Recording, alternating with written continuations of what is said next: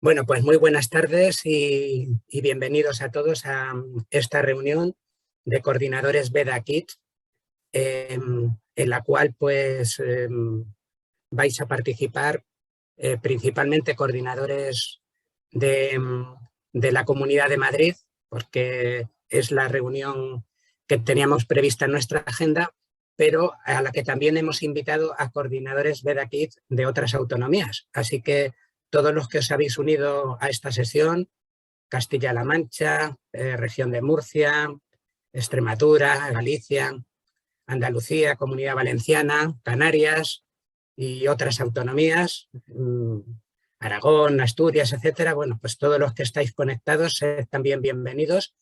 Y bueno, pues hemos querido compartir con vosotros esta sesión porque además de informaciones generales, vamos a tener un taller muy interesante impartido por Yolanda Triviño, que lleva un poco la formación de coordinadores BEDA y BEDA Kids y siempre nos presenta ideas interesantes que podemos compartir con los compañeros y aplicar en el aula. Antes de seguir adelante, os recuerdo que la sesión se está grabando para enviaros posteriormente el enlace con el vídeo a vosotros, a los que estáis asistiendo, para que lo podáis compartir con vuestros compañeros del colegio y también para los que por diversos motivos no han podido asistir a la sesión, pues para que puedan ver también tanto las informaciones generales que transmitamos al principio como el taller con Yolanda Triviño. Así que, bueno, pues eso, un placer teneros ahí, aunque sea al otro lado de la pantalla, y nuestra felicitación, como siempre, por vuestro trabajo, por vuestra dedicación, por vuestra creatividad y sobre todo por el cariño con el que estáis afrontando las diversas situaciones que tenemos por delante para dar una enseñanza de calidad y una enseñanza sobre todo fundamentada en valores a todos vuestros alumnos. Bueno, estos primeros minutos de la sesión va a intervenir Sonia Merino, que como sabéis es la asesora del programa BEDA y bueno, os va a dar alguna pauta general teniendo en cuenta que estáis un poco conectados, pues coordinadoras BEDA o coordinadores BEDA de todas las autonomías. Luego específicamente en cada autonomía pues iremos enviando la información legal correspondiente. Pero ahora pues Sonia, te damos paso para que nos des las orientaciones que tengas previstas. Adelante, Sonia.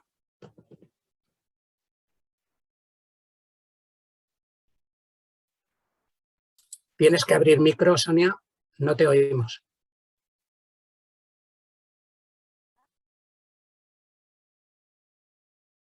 ¿Y ahora? Ahora te oímos, sí, ahora. Bueno, pues simplemente mi intervención, que va a ser breve, es para recordar a todos los que estáis en la Comunidad de Madrid que ahora mismo tenemos abierto el plazo de lo que es la autonomía de centro, que es una cosa distinta a lo que es el bilingüismo en la Comunidad de Madrid. Muchos de vosotros preguntáis si la autonomía de centro se puede presentar para infantil. Pues eso no está previsto en la normativa, es decir, la normativa de la Comunidad de Madrid permite autonomía de centro en primaria y en secundaria. Por tanto, todos aquellos que queréis implantarla en infantil a nivel legal de alguna manera, es decir, que se os reconozca lo que estáis haciendo potenciando el idioma inglés sin ser colegio bilingüe, no lo podéis hacer porque es una situación solo prevista para primaria y secundaria. Es que hemos tenido varias consultas en la asesoría sobre este tema y quería aprovechar el momento para deciroslo.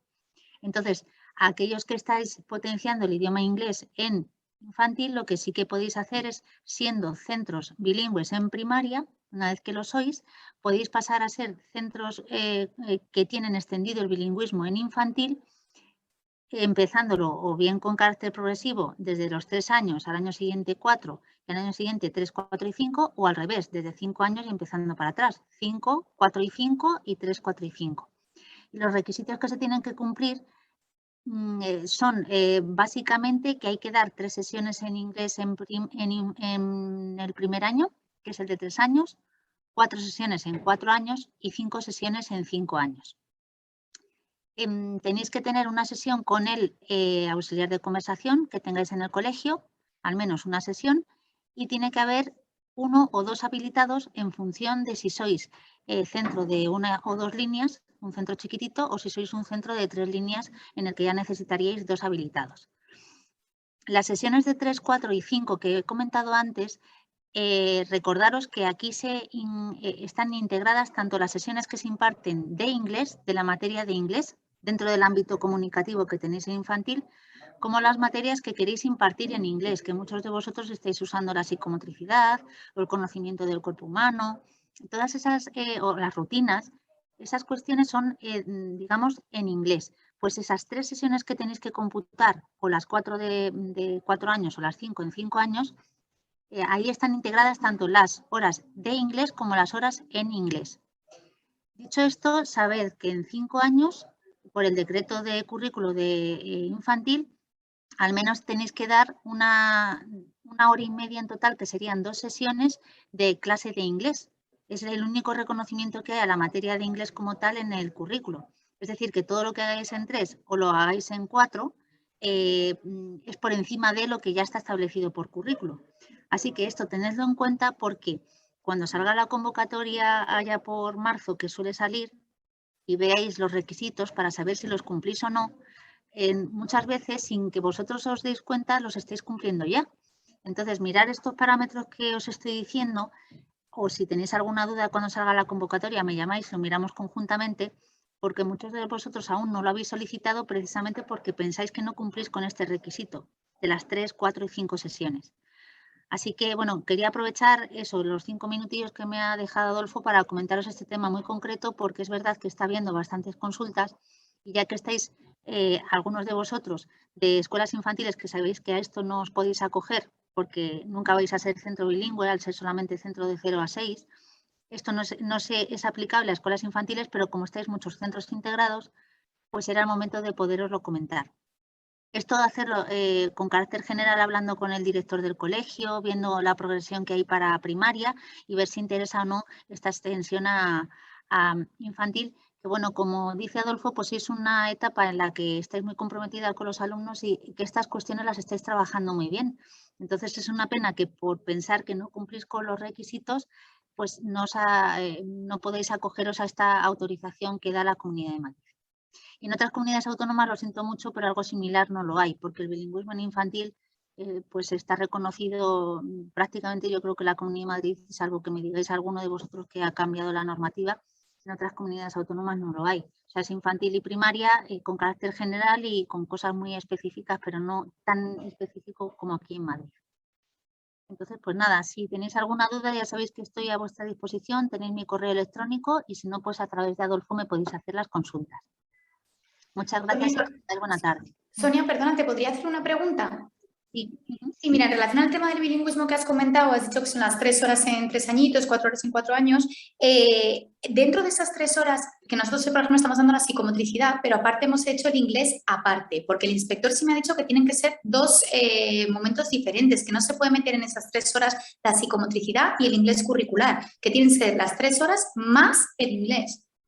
No, es que claro, tú date cuenta que inglés como tal no está, eso te habrá pasado en 5 años, porque y a la pega te la puede poner en todo caso en 5 años, pero en 3 y en 4 no está previsto curricularmente que haya clase de inglés.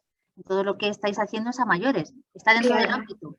Entonces, Claro, pues nos dijo que tenía que ser en las 3 áreas, de hecho por eso tenemos muchísimas horas y claro, el horario es una barbaridad de inglés. Claro, pues si quieres, mándame un correo y lo hablamos porque tal y como está ahora mismo la convocatoria y la normativa, digamos que la interpretación que se está dando de la Dirección General es la que os he comentado, que si no, no lo he dicho, ¿eh? Esto es una cuestión que planteamos a la Dirección General y nos dijeron que será el criterio. Así que si te parece, no sé de qué colegio eres.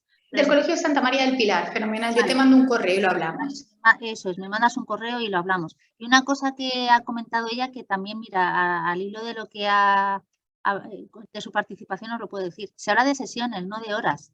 Es decir, en infantil tenéis muchas sesiones más pequeñitas de 45 minutos, 50 minutos. Son sesiones, no horas, no son que tengan que dar 3 horas, son 3 sesiones que pueden ser a lo mejor pues 3 sesiones de 45 minutos. O sea que por eso os digo que no es tanto lo que se exige.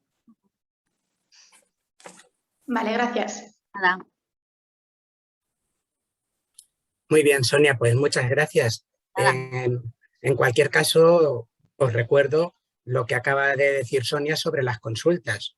Al margen de lo que podáis preguntar aquí, tenéis nuestros correos electrónicos a vuestra disposición y cualquier consulta relacionada con aspectos legales, organizativos o de cualquier tipo que sean, nos lo podéis hacer con independencia de la autonomía en la que estéis. Ya os iremos dirigiendo hacia la persona o personas indicadas, pero vamos, en este sentido que no tengáis ningún problema, que estamos a vuestra disposición. Está bien también esta intervención y esta pregunta porque, como ha comentado Sonia, pues que nosotros sepamos, el bilingüismo a nivel oficial únicamente está regulado en la Comunidad de Madrid.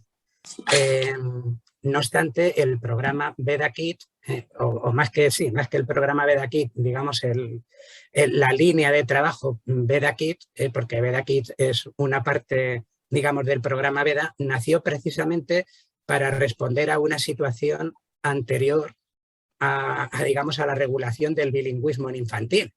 Entonces, si me permitís, y a modo de recordatorio, aunque sea de forma rápida, comparto con vosotros esta pantalla, que es un PowerPoint que ha elaborado uno de nuestros colegios BEDA, BEDA Kids, para recordar en su trabajo dentro del equipo de inglés y a las familias, en qué consiste o qué se puede hacer dentro del programa BEDA Kids, ¿no?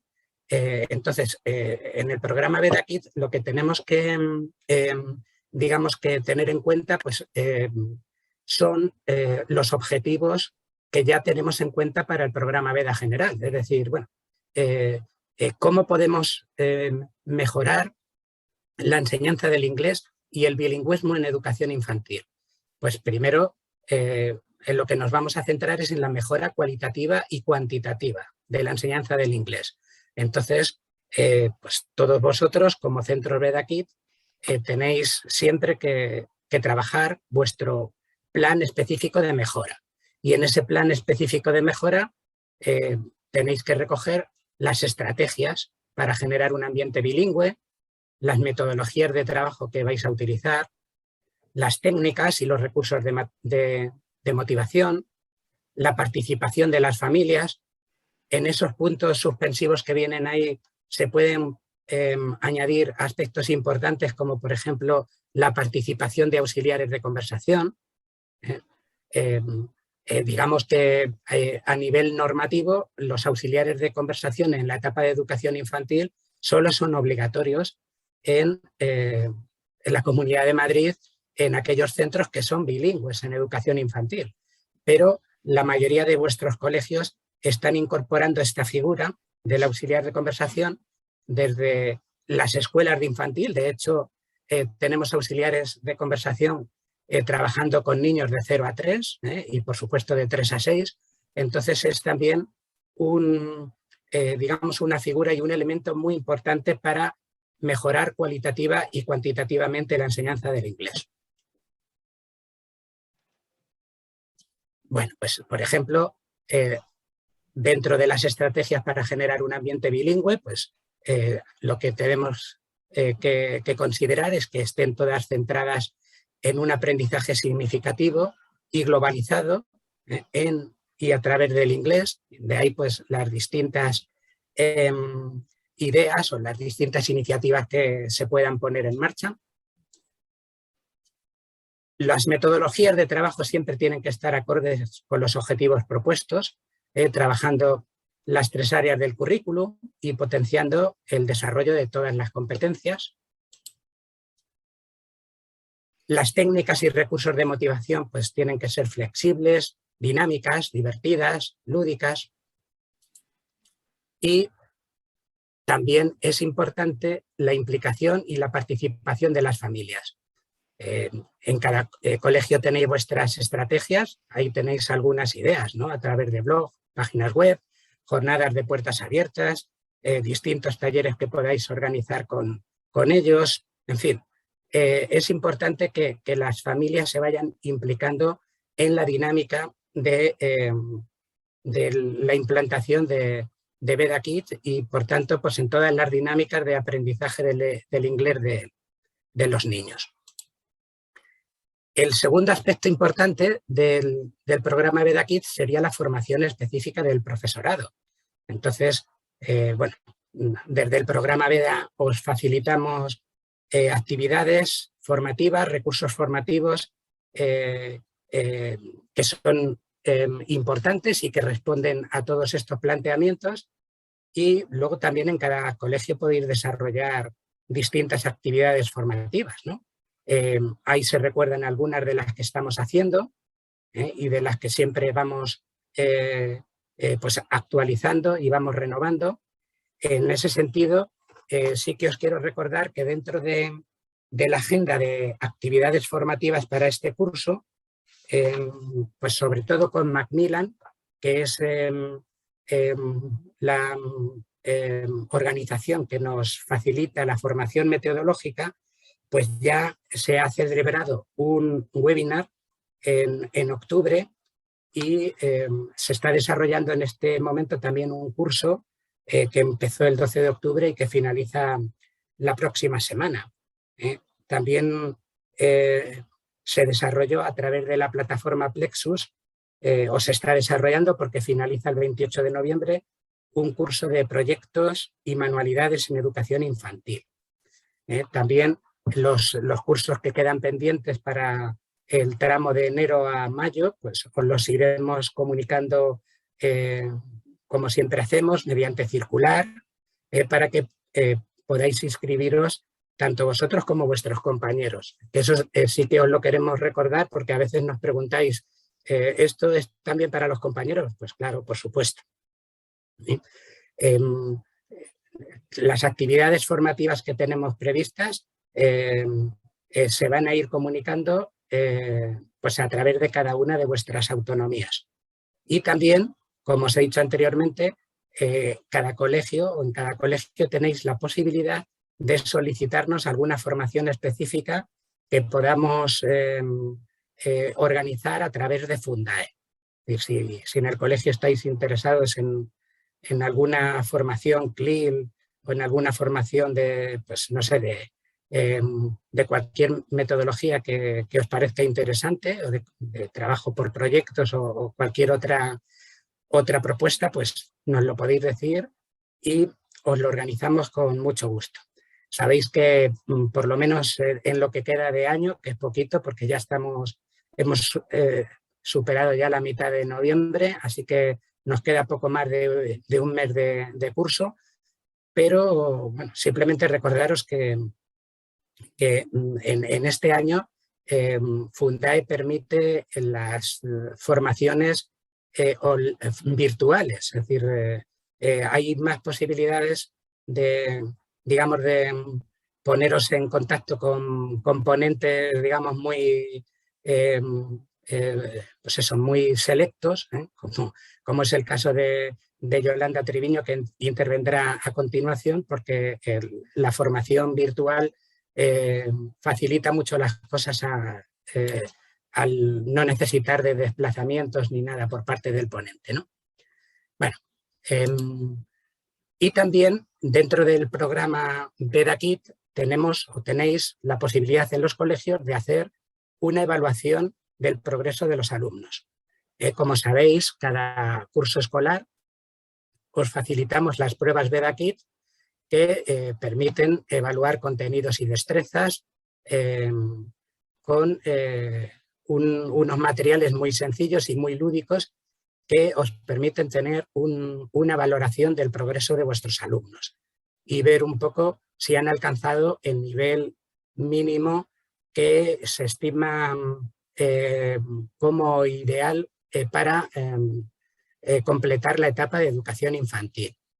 Las pruebas BEDA Kids, sabéis que se lanzan en el mes de abril, ahí se abre el periodo de solicitud y se suelen aplicar pues la última semana de mayo o primera de junio. Entonces, estas pruebas son gratuitas para los colegios que realicen previamente las pruebas BEDA. Las pruebas BEDA ya se ha abierto el periodo de solicitud, se abrió el lunes y la solicitud de pruebas BEDA finaliza el 3 de diciembre. Bueno, pues a todos los colegios que realicen las pruebas BEDA, que son para alumnos de primaria, como sabéis, hay 3 niveles, beginner, junior y senior, pues a todos esos colegios, luego ya para el mes de mayo, pues se les facilita gratuitamente las pruebas BEDA Kids, y para aquellos colegios que no realicen las pruebas BEDA, pues se les facilita las pruebas BEDA Kids con un coste mínimo de 10 euros, para 10 euros que es, digamos, son para todos los alumnos de infantil. Esos costes no son por alumnos, sino, digamos, en la aplicación de la prueba son 10 euros para cubrir pues, los gastos de gestión que genera. Es decir, que con los 10 euros tenéis la posibilidad de aplicar la prueba BEDA Kids a todos los alumnos de infantil. Muchos de vosotros... Perdona, sí. Adolfo. Si yo tengo BEDA en primaria, entonces tengo que solicitar ahora la prueba BEDA Kids para mayo. No. No lo estoy entendiendo, perdóname. Sí, son dos cosas distintas. Vale. Las pruebas BEDA, las que se aplican en primaria, a esas son las que denominamos pruebas BEDA. Para esas pruebas está abierto ahora el plazo de solicitud. Son pruebas que se aplican a alumnos de segundo, cuarto y sexto, por regla general, aunque algunos colegios pueden variar. Y son las que denominamos beginner, junior y senior. Si tu colegio aplica esas pruebas, cuando lancemos las pruebas BEDA Kids y las solicites, se te van a enviar gratuitamente las pruebas BEDA Kids, pero las pruebas BEDA Kids no se solicitan ahora, se solicitan en abril.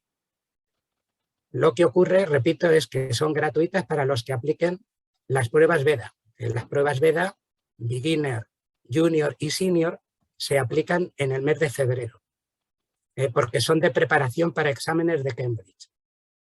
Por tanto, las pruebas BEDA, para entendernos, son pruebas de entrenamiento para exámenes de Cambridge de alumnos de primaria. Y las pruebas BEDA Kids son pruebas para alumnos de tercero de educación infantil. Simplemente que hacemos digamos, ese detalle. Los colegios que aplican las pruebas BEDA, la prueba BEDA Kids, si la solicitan, se le da gratuitamente, y a los que no aplican las pruebas BEDA, si solicitan la prueba BEDA Kids, se hace digamos un pago de 10 euros por toda la gestión que conlleva. Perdona, Adolfo. Sí. Soy Arantxa, del Colegio San Ramón y San Antonio. Buenas tardes. Sí. Buenas tardes. ¿En qué consisten esas pruebas BEDA? Las pruebas BEDA, las generales, las de segundo, cuarto y sexto de primaria. No, bueno, las de tercero de infantil, porque de nosotros... infantil. Mira, Arantxa, para facilitarte la información, porque explicar ahora las pruebas BEDA Kids vale, nos llevaría más tiempo del que disponemos, mándame bueno, le estoy contestando a Arantxa, pero la respuesta vale para cualquiera, ¿no? Cualquiera de vosotras que necesite información sobre las pruebas BEDA Kids, porque lo desconozca, mandadme un correo, adolfo@feremadrid.com, adolfo@feremadrid.com, y yo os envío la información sobre las pruebas BEDA Kids. Además, tenemos un vídeo que explica paso por paso cómo se aplican y todo. Muy bien, perfecto. Vale. De todas formas, gracias a ti. De todas formas, ya os adelanto que, como nos estáis insistiendo bastantes de vosotros y de vosotras, que tengamos una formación específica, sobre todo para coordinadores BEDA Kids nuevos o nuevas. Vamos a hacer hasta ahora no lo hemos hecho porque, bueno, muchos de vosotros sois también coordinadores BEDA generales y otros sois coordinadores BEDA Kids de escuelas, de infantil, otros sois coordinadores BEDA Kids de el ciclo de infantil, digamos, de 3 a 6 años. Entonces, vamos a hacer una jornada para febrero que tenga partes de formación comunes y partes diferenciadas para colegios y escuelas de infantil. Esa formación será para coordinadores BEDA Kids nuevos, pero estará abierta a cualquiera que quiera participar. Va a ser pues una sesión de formación como la que hemos tenido en octubre para los coordinadores BEDA generales y bueno, pues os informaremos con tiempo para que os podáis organizar. Veo una pregunta en el... sí, hola, perdón. Adolfo. Sí. Hola, soy Julia del Colegio Berri. Sí, dime. Hola, mira, te quería preguntar, ya sé que has dicho que las pruebas para los que hacen BEDA general son gratuitas, BEDA Kids. En caso de solicitar, o sea, yo tendría que solicitar las pruebas BEDA Kids cuando se solicitan las de BEDA general o no, o sea, o no. Para abril o mayo. No, son dos convocatorias distintas. Ahora hemos abierto la convocatoria para las pruebas BEDA general. BEDA general, eso es, que se aplican en primaria y en abril se mandará la convocatoria para solicitar las pruebas BEDA Kids. Vale. Es decir, ahora no se solicitan las pruebas BEDA Kids, ahora vale. No, en abril. Gracias. Ahora ya vuestros, bueno, algunos de vosotros sois también coordinadoras BEDA generales, si no vuestros compañeros ya saben que lo que está abierto ahora es el plazo para solicitar las pruebas BEDA generales. Adolfo, discúlpame, una pregunta. Sí. En cuanto a los exámenes o las pruebas BEDA, ¿el coste de las mismas era 90 por curso o 90 por aula? Por aula, sí. Por aula. Vale, gracias. Vale. Es por aula porque los materiales se mandan por aula. Si tú dices que vas a aplicar beginner en 3 aulas, pues se te mandan materiales para 3 aulas. Vale, Adolfo, gracias. Adolfo, perdón, mi pregunta es en torno a la formación de profesores que estáis haciendo actualmente y que ya hicisteis el año pasado, que son los cursos que se realizan una vez por semana. El año pasado lo hicisteis en el tercer trimestre y este año sé que en el primer trimestre también. ¿Vuestra idea es que cada trimestre salga este curso de formación para profesores? Sí, de hecho cada trimestre va habiendo propuestas formativas y a partir de enero lo vamos a incrementar porque, bueno, con Yolanda Triviño y alguna otra formadora más, vamos a ofreceros lo que venimos denominando formación de formadores, que es para que vosotros tengáis una serie de, digamos, de recursos, de estrategias y de pues, competencias que os permitan ayudar a vuestros compañeros en la implantación de metodologías adecuadas para el trabajo con los alumnos. Bueno, pues a nivel de información general, esto es un poco lo que os queríamos comentar. Si alguno necesitara el PowerPoint, bueno, os he mostrado solo una parte, el PowerPoint es un poco más completo, pero si necesitáis el PowerPoint para trabajarlo con vuestros compañeros, para presentaciones a familias y demás, también me lo podéis pedir. Adolfo, yo tenía una duda. Sí. En las pruebas de BEDA Kids que nos mandáis, sí. Porque por ejemplo, no sé si creo que llevan 2 años la misma como tal, es que hay a veces cosas que vienen como mal. No sé si eso se os puede mandar como un feedback. Por ejemplo, en una lámina te pregunta sobre los zapatos y el niño lleva unas chanclas. Entonces, si tienen un vocabulario muy rico, pues claro, ellos dicen que eso no son zapatos. Entonces, este tipo de cosas, no sé si se os puede mandar como feedback. Sí, por supuesto. De hecho, las pruebas, bueno, llevan algún año más aplicándose, más de 2 años, y sí que se han ido rectificando algunas cosas que nos habéis dicho. O sea que si veis cualquier cosa que se pueda mejorar, nos lo decís, que vamos, y de hecho han ido variando, desde que se pusieron por primera vez, desde que se aplicaron por primera vez, han ido adaptándose un poco y bueno, pues han ido teniendo en cuenta pues lo que nos habéis ido comentando. Vale. Bueno, disculpa que no me presente. Nada, no te preocupes. No te preocupes. De todas formas, bueno, las pruebas BEDA Kids, que las elaboró un grupo de compañeras vuestras, luego ya con el asesoramiento del equipo de exámenes y demás, las presentamos en Cambridge, porque, bueno, como sabéis, Cambridge solamente tiene exámenes a partir de segundo de primaria. Y, digamos, el primer borrador que les presentamos les pareció que tenía un nivel muy elevado para alumnos de tercero de educación infantil.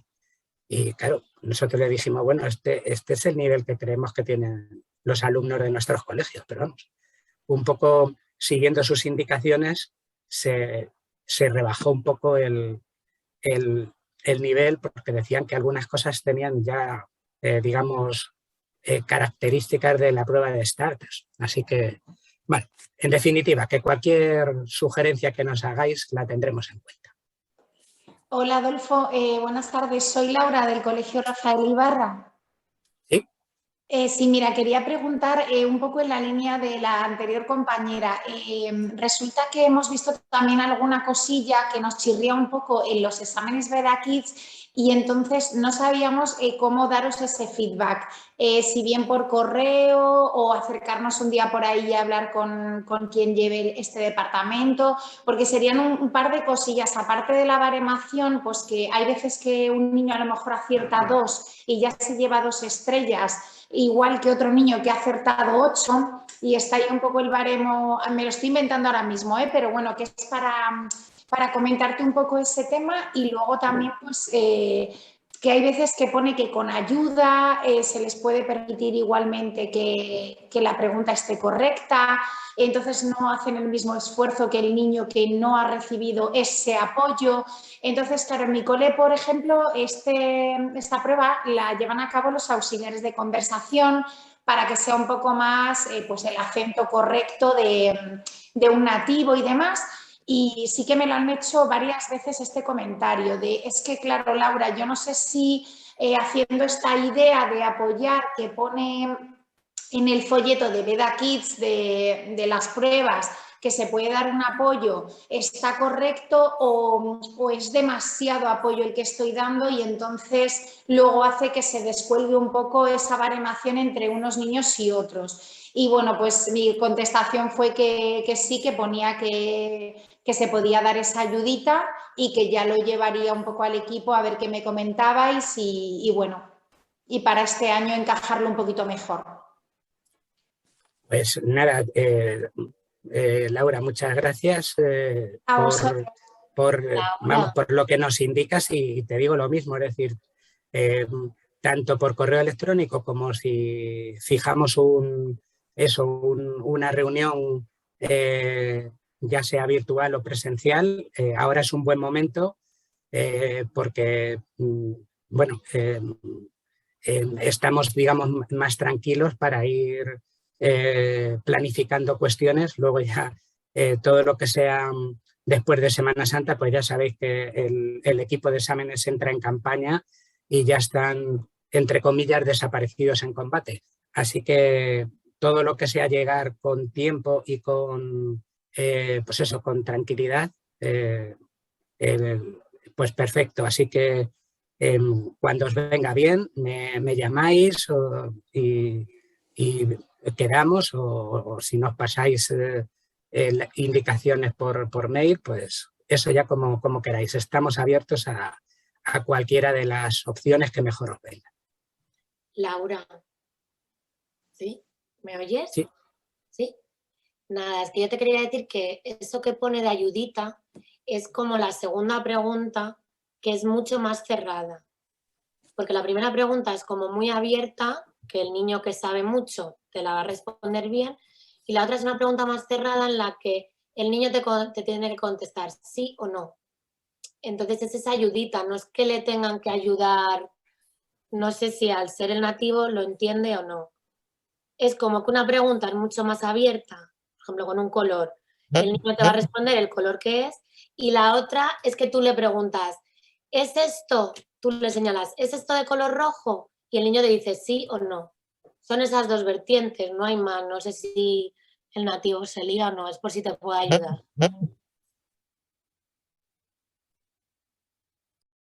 Vale, pues oye, muchas gracias también por tu aclaración.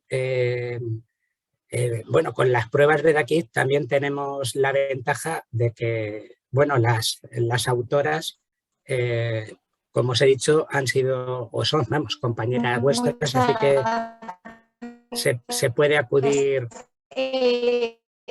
Sí, por ahí hay un micro abierto por ahí. O en las de contar que... ¿Sí? O en las de contar que, por ejemplo, pues cuando pregunta how many, pues el niño debe de saber que esa pregunta ya es cuántos hay y de motu propio contar y decir ese número. No que ya venga el auxiliar a señalarle y decirle 1, 2, 3, how many, porque ya le estás dando la pista de, bueno, tienes que contar cuántas flores hay, ¿no? Entonces, era un poco esa mi duda. Vale.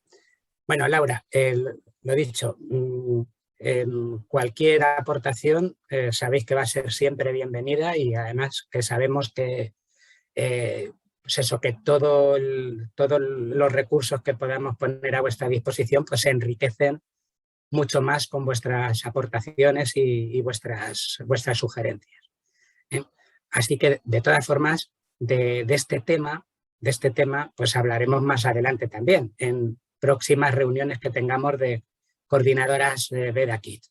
Como las pruebas BEDA Kids se aprueban en el mes de mayo, pues ya dedicaremos también una reunión específica para explicar todo lo relacionado con este tema.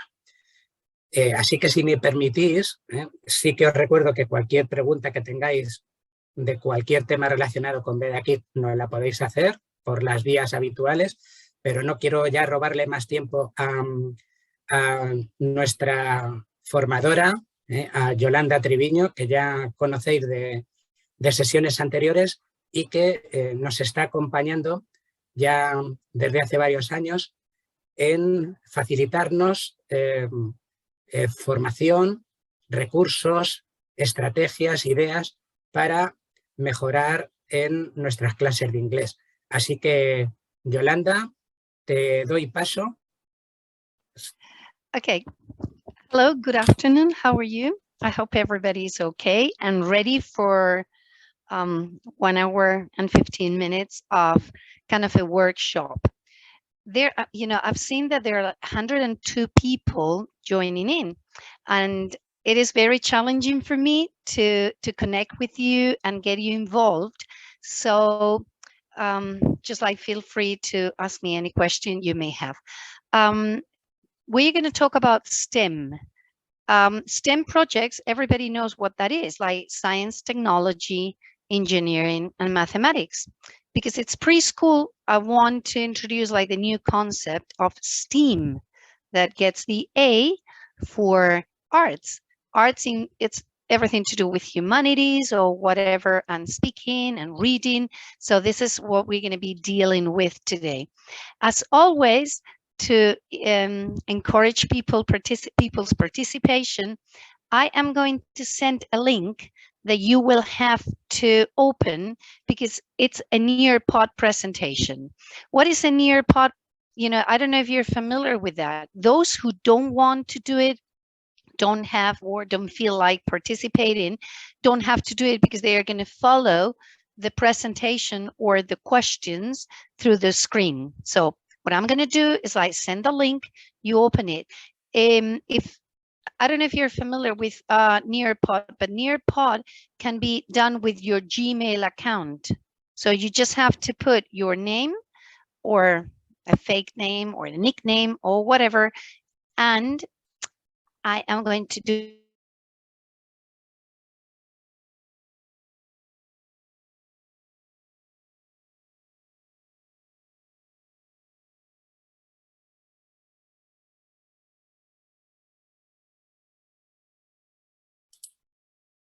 Yolanda, ahora no se oye. Tienes el micro. Am I talking all the time alone, or have I spoken at all at the beginning? Did you hear at the beginning? Yes, so you only missed a little bit. I thought I was being silly, just talking. And okay, I mean, in the chat, right, you can click on Nearpod, right? I am going to start sharing the screen for those who do not want to access or enter Nearpod.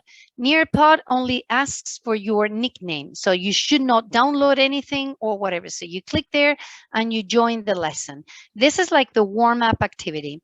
While you get into Nearpod, I just want to say that the objectives for this mini session or this workshop is like to help you with tips, ideas, and the philosophy of teaching, right? Or more than teaching, create challenging and interesting and engaging learning environments. This is what Adolfo said. Adolfo mentioned that teaching English is just not only the language, it's got to be in a context.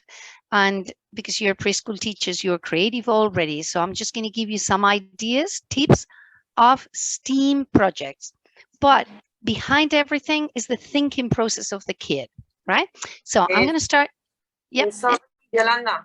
Yes. I can't see the link. I'm sorry. Okay, I'm going to put it again. I'm going to copy it again, because what happened was that it might be up there, right? Because people answered. So it disappeared from the screen. So 2 main objectives: to give you tips and ideas to create engaging learning environments where English is immersed and it is embedded with these handcrafts and everything. But more important than that is the critical thinking that you're going to trigger into your students. I will anticipate that some of you will say, there's no way my children can do that.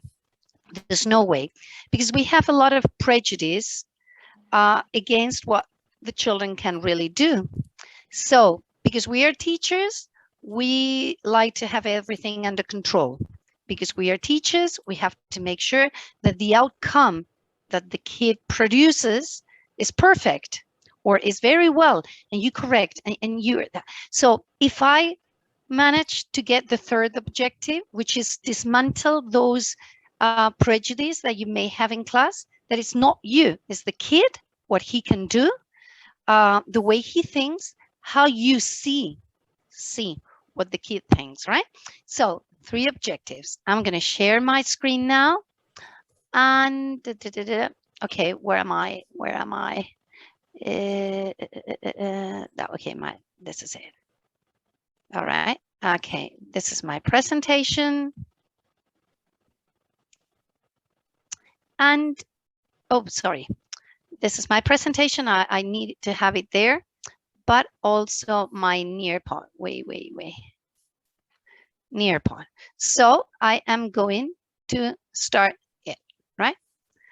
You should see the first screen, the first slide, right? This is for the ones who have not clicked in yet, you've got a code, right? And then you can do it. I would appreciate knowing if you guys can see and can do that. Adolfo, if you can help me find out if people are joining in, that would be great. I'm going to start the activity, right? Okay, let's go.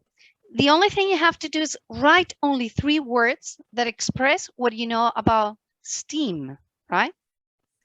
Think of the objectives that I mentioned, and we will see what people submit. Okay, 3 words. No se ve la presentación. Okay, thank you. How come? So what can you see? I mean, can anybody tell me what you can see in your screen? Yolanda, se está viendo tu escritorio. Okay, that is very weird. Okay, so I am going to close it just in case. Okay, I don't really know because I mean, that might be big. Can I just, Susana, see if I can share my screen? Because it seems that I can't share. Ya no te sigo con todo lo que has dicho. No, perdón, que si hay alguna manera es que quiero compartir my screen and then compartir. Okay, let's see if ahora sí. Okay, sorry. I'm very sorry. Okay, so then you should see the screen, and those who had accessed the Nearpod platform can actually see, write only 3 words that express what you know about STEAM. Those who do not want to participate at least can be thinking about that, because this part of the presentation is going to be mainly thinking. Okay, so I should, when you click it or when you write the words, you have to go on submit. Okay. But sorry, I cannot see submit. I only student paste. Right. This is, let me show you the screen because I am swapping it into students. Okay, we finished it. So I'll send it again. I sent you my answers, but I don't know if it's okay or not. But did you submit it? Did you submit? I don't have here like a submit. I go to. Okay, I'm going to start it all over again. So let's see if now it works. If it doesn't work, I'll promise that. Okay, Jose Antonio Algar didn't answer. That's the only the thing I get. So far, only one person has joined in. No, I gave it to you, but the app, I don't know where I have to write my name because no. Okay, let's see if this is getting complicated. I'll swap into my normal presentation and I will make sure that we wait. Forget about, I got plan B, okay? I am going to start with STEAM and tell you one question. How much do you facilitate thinking? Is there any possibility of getting somebody? Oh, I'm going to stop. You know, I'm going to stop. I'm going to, now look at you. Can anybody tell me 3 words that where you represent or you think of STEAM? Please help. Sorry, I put my, okay, no. Okay, so I think that is global, it's a big picture, and it's enjoy. Okay, a big picture, yeah. Enjoyable. Miriam, what else? Well, global, that maybe is big picture, I don't know. Okay, anybody else? Thank you, Miriam. You're welcome. Can I name, okay. Question, please. The question is, if I talk about STEAM, what comes to your mind? 3 words that bring something to your mind. Science, mathematics, engineering. Okay, it's science, technology, engineering, mathematics, but more concise. Thank you very much, Laura. Anybody? Maybe hands-on the project, experimental. Okay. Experience, something like that. Yeah, maybe. Definitely. Between Miriam, Laura, and you are just building the definition. Anybody else? Just one person more. So to see if we move on. I don't know if I was right, but I wrote solution and I also wrote conclusion and problem. Yes. Okay, I am going to give you the definition that you already made. STEAM is like, you know, the presentation of a problem, a question or a statement or something that the kid has got to do, that's the word that's important, in order to solve a problem. The thing is that when you think about solving a problem, we are all kind of in a box. That means our box, our paradigms, you know, the way we see things. And most of the times we all agree and take the same path and way. Why is that? Because we have been modeled all our lives. The teacher says, or the teacher used to say, or politicians say, this is a problem, easy solution. Fix it in a minute. And then when you are with kids in class, what do you normally do? Okay, who knows? Open question. What happens? One kid says, me, talks, and the rest usually look and interpret two things. Number one thing that they interpret is like thinking does not take time. It's spontaneous. Most of the times, they're the same kids answering. Therefore, they're the smart ones. Therefore, I am not smart. That is why we have to be very careful in the way we ask questions and give space for thinking and answering. Is that clear? That is super important. That is super important. Part of my job is to go to teachers' classroom because I do kind of a coach service. I go there, I observe how they do. And it's so common to see teachers in front of kids and say, who knows this? Me, or this. Or children who, burst, the first thing that comes to their mind. And the teacher usually says, very well.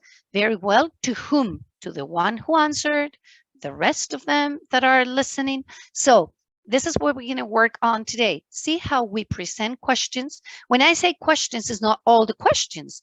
The smart questions. What do I call about smart questions? Those questions that make the kid really think. So today we're going to see how we make them think. Okay, how we make them aware that thinking takes time. In primary, secondary, teachers should send problems that would take a day to answer. We don't know. Well, think about it. How can we do that in preschool? Super important. We're going to see into that. Okay, now I am going to share my PowerPoint presentation. I am going to avoid my Nearpod. Okay, this is like STEAM goes about creative thinking. How do we promote creative thinking? Problem solving. Definitely, if there is a problem solving, there is a decision making. I can just take one path, take the other, and the critical thinking, which involves all the, analyzing what I've thought about, reasoning why I did that, evaluating whether my decision was the right one. So creative thinking goes in the area of finding solutions or partial solutions to certain specific, that it's not been thought before. Now I'm going to give you an example. Okay, then STEAM projects is more to do with action. So the more senses involved, the better. The more the children do, the better learning experience. The smarter the question the teacher makes, the deeper the learning. The more interdisciplinary, the better approach. So interdisciplinary is something that the kid's got to learn everything together. So what kind of, okay, I'm going to stop now and I'm going to go to your, that's a question, but I want to see you. Okay, wait a minute. I want to see you. Wait. So why do you think that STEAM projects, right? I'm going to stop sharing because I want to see you. Can you see me? Can you see me or not? Okay, great. So why do you think STEAM, what additional value, STEAM brings into the classroom? Anybody wants to say something? I'm going to go and explore other screens. I don't know. I've got Paloma. I've got Carmen Gamel, something. Okay.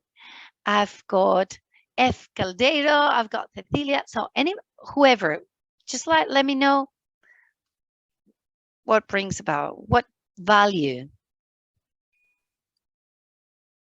If you're shy, you can write it in the chat. Maybe teamwork? One element, definitely teamwork. Another thing. It's got to do with do, because the children do things. What brings about? Create something with creativity. You trigger creativity, definitely. One of the most important things in children's development is, self-esteem, right? Some psychologists prefer to call self-esteem or, that you are capability of doing something, because I feel that I'm more valuable. For example, why do you guys when the child gets into the classroom, where you say, no, you put your code. Yeah, this is the way you do it. And you put the code, and then they get the little arms through the sleeves, and then they do it. Why would you do that and not put it to your, because you have to let them do things and have the feeling of success. So STEAM works at a lot of levels. As you said, cooperative work. As you said, creativity, capability. And because they get all those things and the teacher is guiding, they feel that they are doing something that's valuable for everybody. Right, so I'm going to go again to share my screen. And this is what, it brings about. Can you see the slide where it says positive self-image, self-expression, creativity, body awareness, problem solving and reasoning, independent thinking?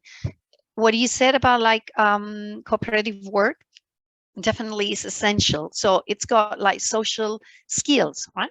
So now what I'm going to do is the primary goal of STEAM is to help children develop their thinking strategies more than do.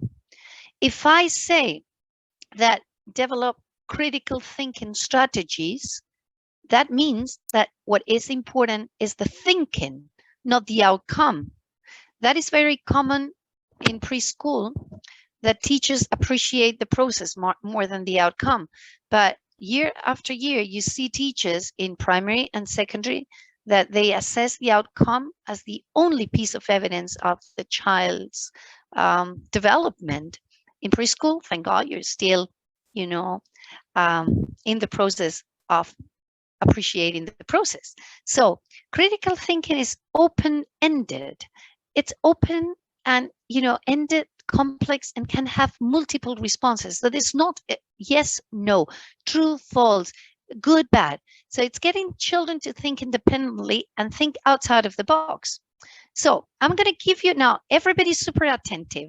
I want you to read this and tell me an answer. For example, this is the American space program. This was a real fact and a real situation.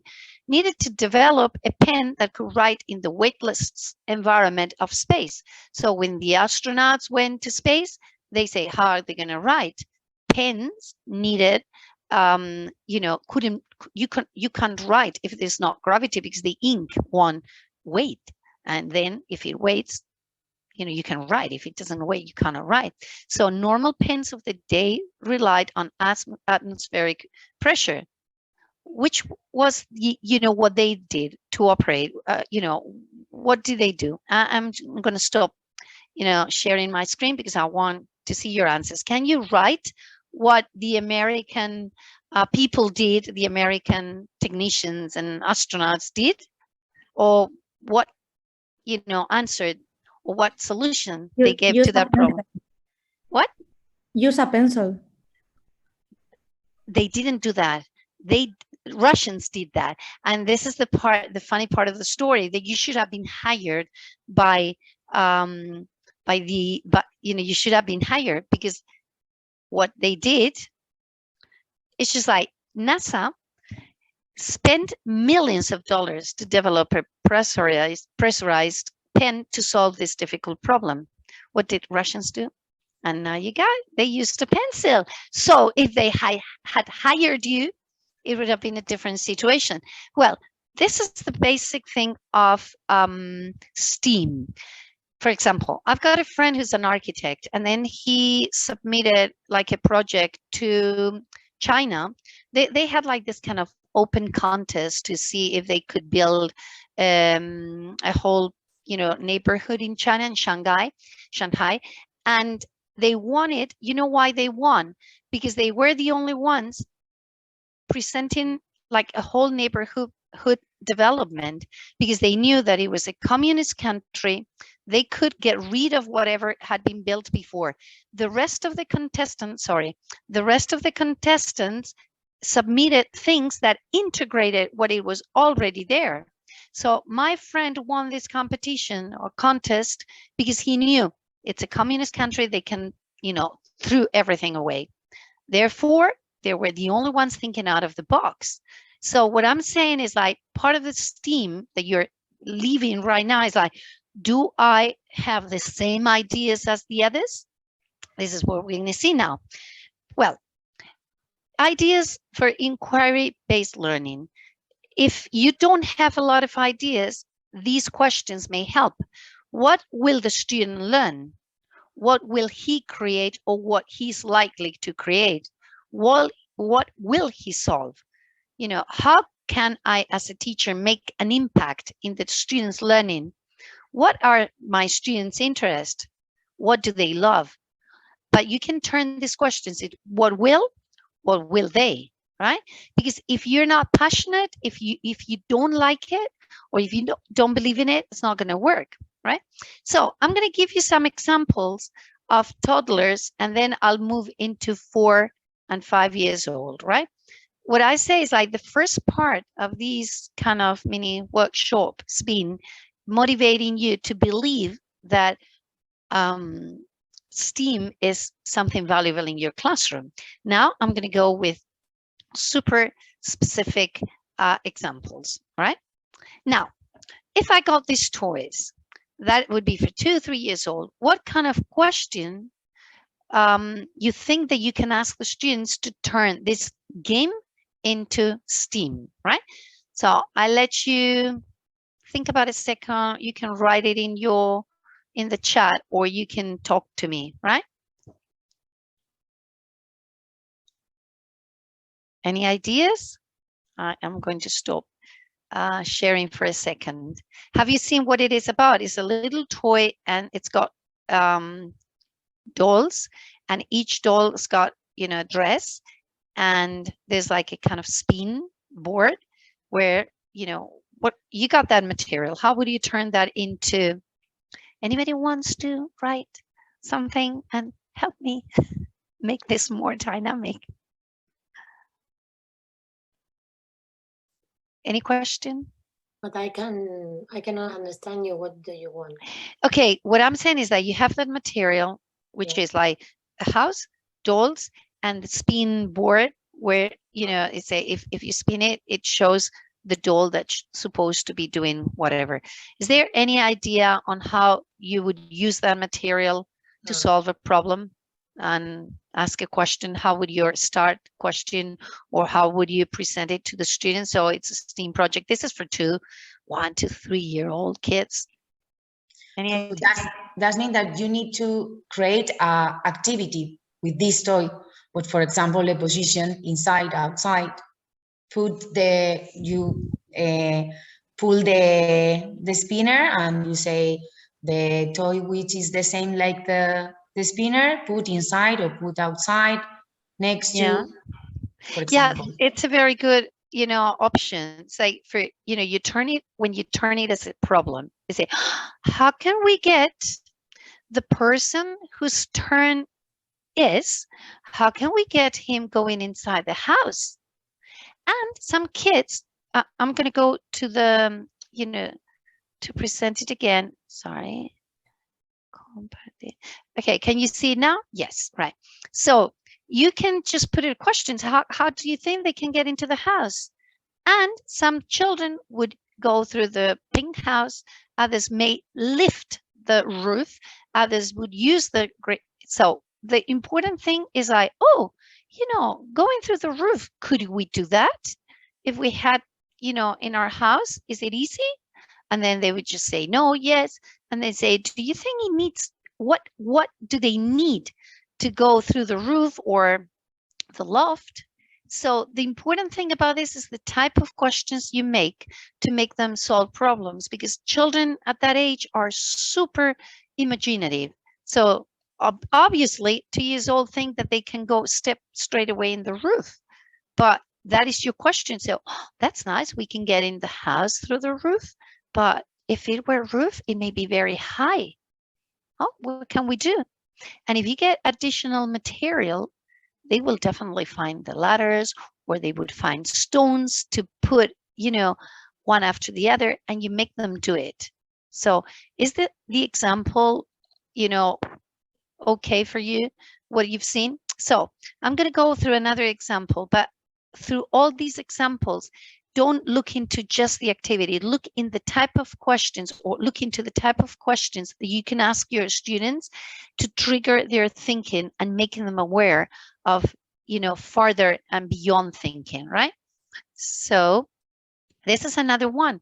I get lots of logs, and can you share with me or just write in the chat what kind of question or activity you can do on the farther and beyond question? I just got that one. I'm going to put it here. So can we build a house, for example, or that's good. Say, can we build a house for the dinosaurs? Another thing that could be, you know, how do you think dinosaur on top of here can, you know, find this one? Or you say carnivores, this one eats animals. How do you think it can reach? So you can get a whole science lesson there with carnivores, not carnivores, like herbivores. Say, how do you think it's going to eat? And they make ladders, or they make, you know, whatever construction. I cannot really anticipate how much creative they could be, but it depends on what they do.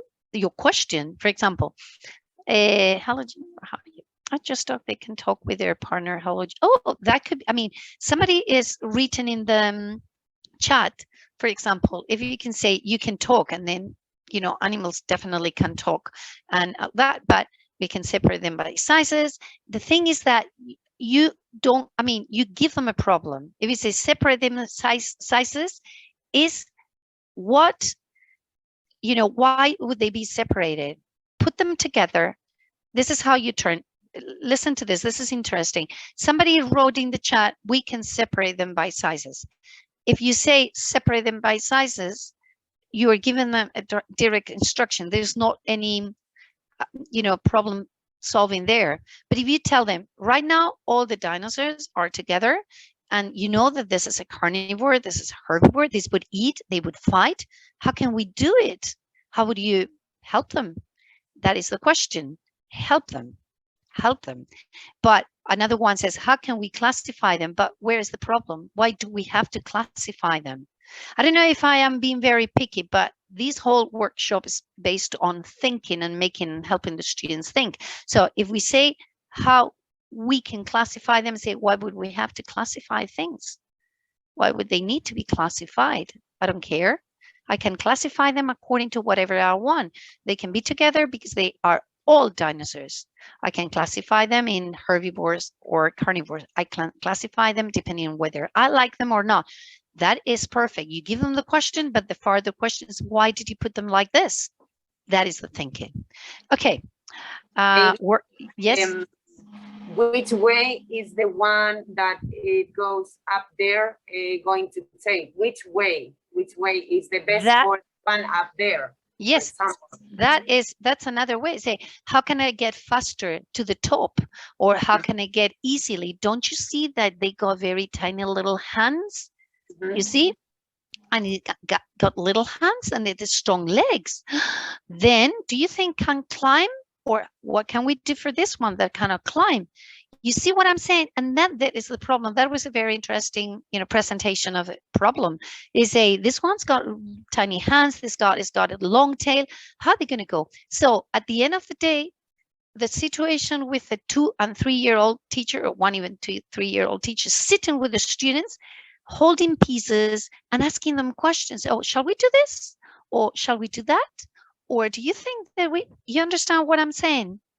So another example, I mean, so this is an amazing game. So the same thing, any ideas to benefit from this wonderful toy and setting? What kind of problem do you think?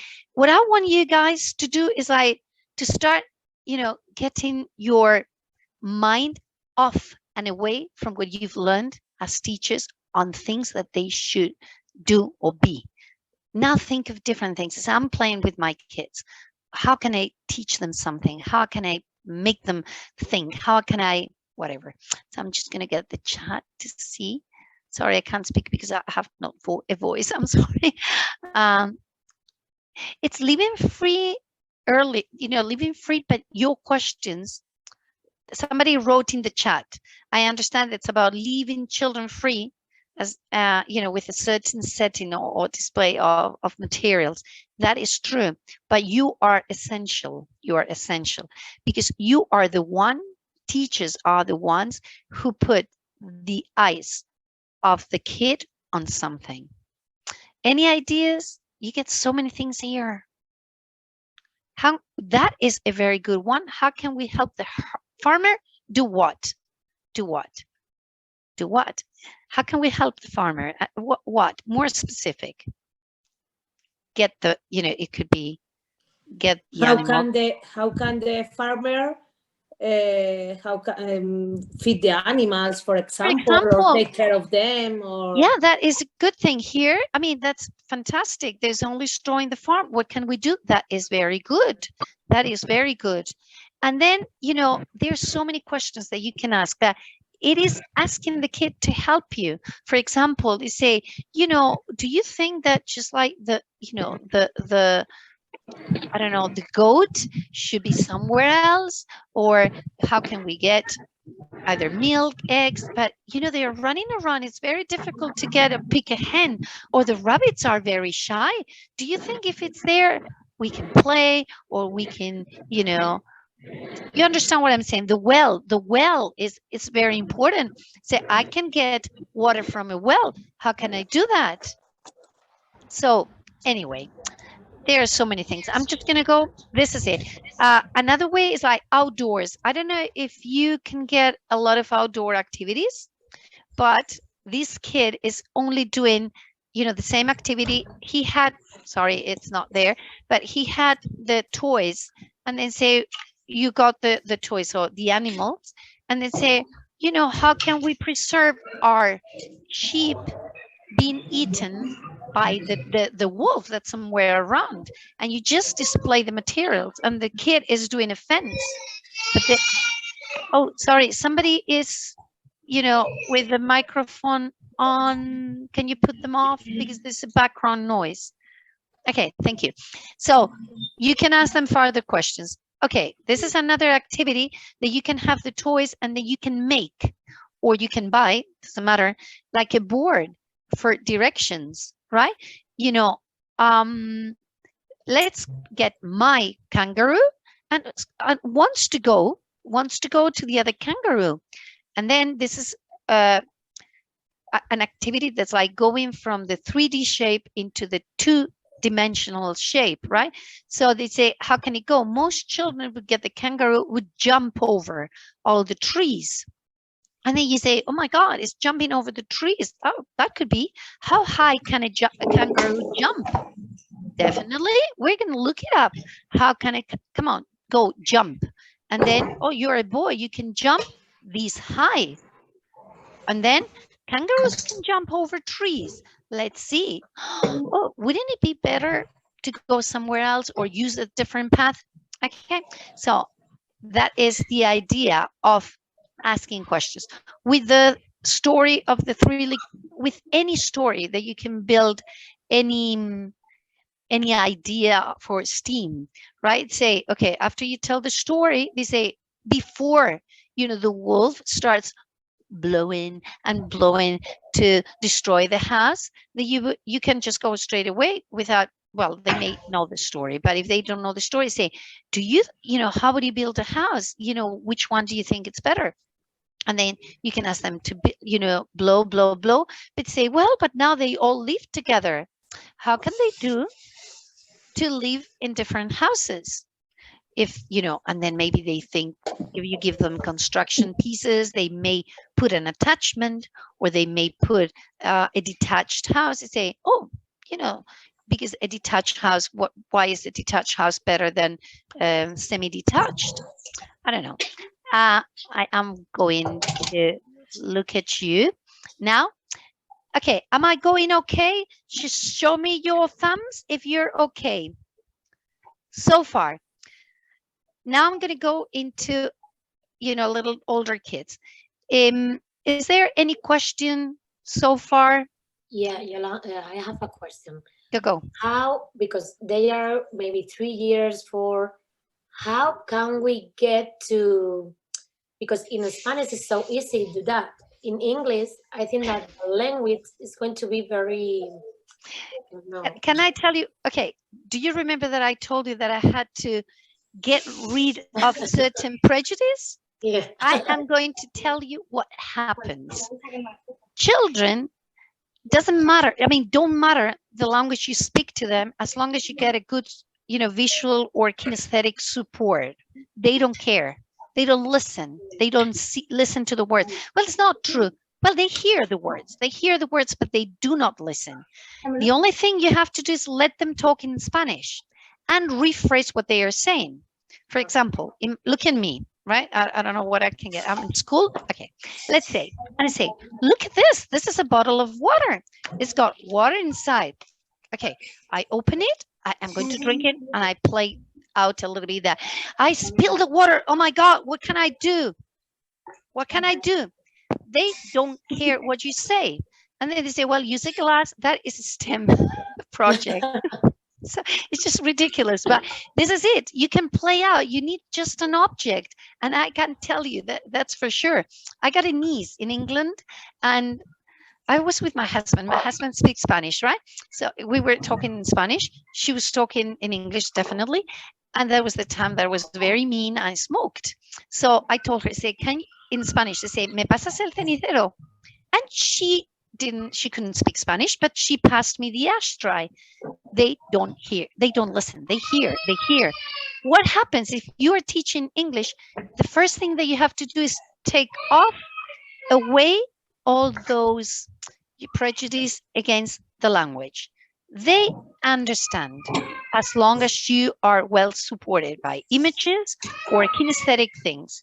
When they talk to you, rephrase the words in English. They say, coge un vaso, get a glass. Yeah, I could get a glass. Yes, let me find a glass. Oh, a glass. That was a very good idea. Now I'm going to, you know, spill the water. And you go like that and it spills all over. I say, oh my God, what did I do? And they say, ten más cuidado. Oh, do it like this. Do I have to do it like this or like that? They say, like that. Can you hold my hand? This is STEM. How can I do it? Very smoothly. Oh, but it's very heavy. Is there any gadget that I can use to do it better? They have to help you. You have to pretend you're silly. You know nothing, right? But the language has got to stop being a barrier. There's no barrier. It's in your minds. I promise. I got a lot of experience. I'm old. I got a lot of experience. I've worked a lot of years in bilingual schools. My school is bilingual, started not being bilingual. And one of the challenges as a coordinator that I had was to convince the teachers that the children know, the children hear, the children understand. It's you lacking. No, they understand me, but I say to reinforce their language to me. Rephrase. With 2 years old, I find it a challenge. 3 years old, they can start. According to my experience, and put in a lot of emphasis, and really good teachers manage to get 2 years old repeating 1-2 words, short phrases, right? They repeat after you. They copy you. They say yes, no. For example, they say this is a bottle. Can you say bottle? What I do is like choral repetition. What is choral repetition? You get the whole class, you ask one question, and you say, don't answer. Hold it, right? Hold it. What do we have to do? And then say, one always says, what is that? Use a glass or un vaso. That's a very good idea. Use a glass. Everybody, 1, 2, 3, use a glass, use a glass. Or if they are more immature, say glass, glass, glass. And then how many repetitions? I always say this in my workshops. 6 repetitions. Well, actually they say 7 repetitions is the magic word. 7 is the magic word. Why 7? First time, somebody answers, and I want you to think of that student of yours that is a nightmare for you. The one that always keeps you know, disrupting, talking. Miriam, can you shut your microphone, please? Yeah, Miriam. it's not mine. It's for whose microphone should be that? Okay, yeah, you're right. Okay. Ainhoa Silgado. Ainhoa, please, okay, I know, thank you. Okay, thank you. So the whole point is like, one, if you think of the student who's a nightmare, that's all the time super hyperactive, then what does he do? He's doing this. He's looking everywhere. And then you're talking and somebody says, what can we do? Say, use a glass or basso. That kid don't care. And then suddenly the teacher says, very well. He looks at you. Very well. To whom? Very well. What? And then you say, come on, repeat with me, glass. And the kid goes like, what am I supposed to do? And then the teacher goes, glass. And all the children start saying glass. And then he goes up, I'm supposed to be repeating, but what are they saying? And they say, glass, the fourth time. Oh, I got to say, as the others. And he's going to say it, the others are finished. So that's why I say 7 is the magic word, because 7 is the time that it takes for a kid to engage. 5, 6, repeat. 7 gives me the feeling of confidence and well-doing, right? Do you agree or not? Thumbs up if you agree. I would like more people to be on screen. But anyway, so actually I started with 102 and I got 93 people. Thank you, Julia. Thank you. Okay, so I'm going to go on. So remember, language, dismantle the barrier. Promise, try it, speak everything in English, use support. My teachers, you know what they do? They have one thing that's called a speaking mat. What is a speaking mat? Is the images that follow the order of the speaking that the kids got to do. Actually, you know, I'm going to see if I can show you a video how it works, but it's fantastic. It's just like you tell them a story and then you say, I don't know, Little Red Riding Hood. So you put the pictures in the right order. And this is the way they say, Little Red Riding Hood. They learn that in class. They'd say, house, sees, wolf, basket, granny, goes. And if you put the images and you tell them what they should say, they tell the story. Of course, they do not decline the verbs properly, but the feeling of success experience is amazing. So any other question concerning like this first stage of thinking, language barrier? So your job is to make the students think, make them feel that you are silly, you don't know how to do things, right? And master a wonderful lesson. Okay, I am going to show again a little. Okay, so, well, this is cried, you know, this is the boy who cried wolf. This is like telling lies or whatever. And this is another question, say, oh my God, I got my you know, my sheep, the wolf is attacking, what can we do? And you give them materials. You can even just get recycled materials to see what they do. Now, we're going to go into another area that's for a little bit older kids. They say questions and answers. For example, I want you to think, and because in my Nearpod, you could draw.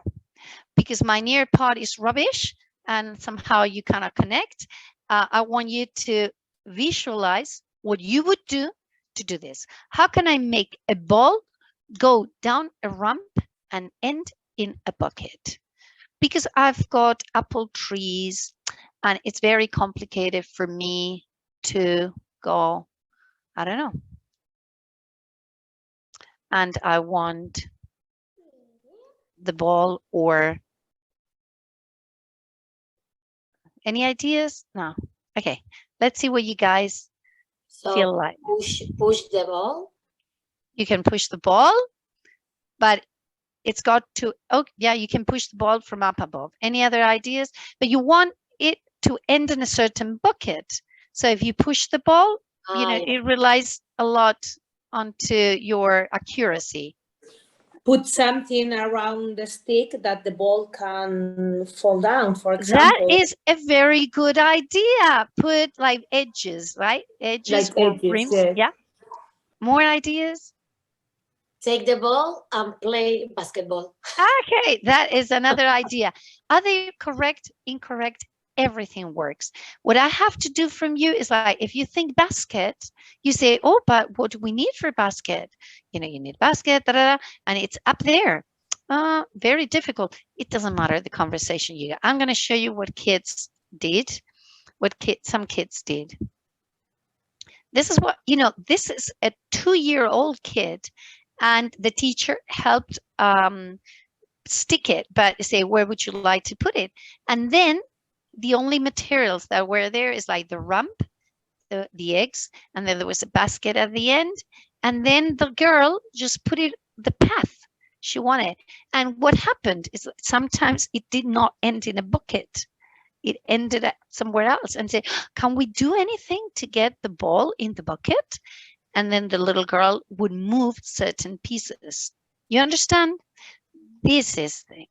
Okay, now, can we build, this is, I mean, this slide is showing you the way you have to ask questions to encourage real thinking and involve the maximum number of students. Super important.